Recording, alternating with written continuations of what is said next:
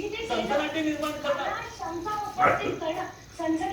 काय धुतली राव हिला.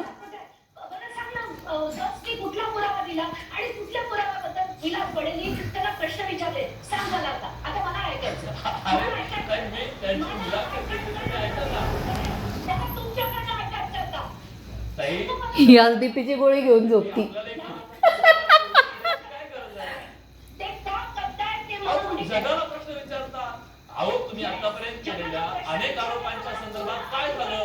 कारण माझ्याकडे प्रत्येक गोष्टीचे पुरावे असतात म्हणून मी बोलते. अहो सिंचन घोटाळ्यापासून आतापर्यंत काय झालं ते? मी नाही बोलत.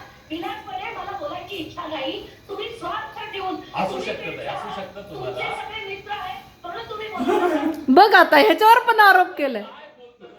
बघतोय हे सगळं.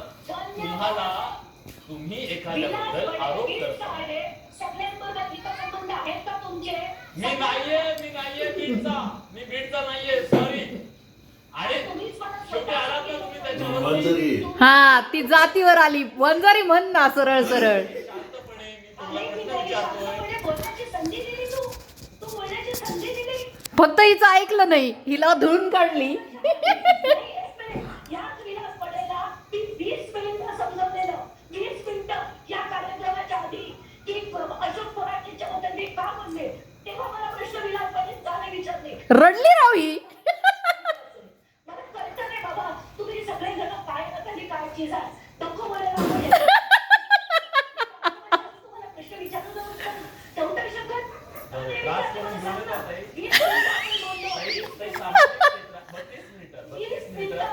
सामाजिक क्षेत्रात काम करत असताना तुम्ही या महाराष्ट्राला मी बोलतो काय एक मिनिट. तुम्ही या महाराष्ट्राला सांगितलं 116 मर्डर झाले बीडमध्ये. 116 मर्डर झाले सांगितलं. ज्याच्यात भिकारी लोक होते त्याचं सनसनाटी निर्माण केली. तुम्ही सांगितलं की जे सगळे आरोपी मारून टाकलेले. हा केलीस. तुम्ही ट्विट केलंय की 3 लोकांनी 3 आरोपींचा मर्डर केलाय. सुदर्शन फुलेचं सगळ्यांचा मर्डर केलाय.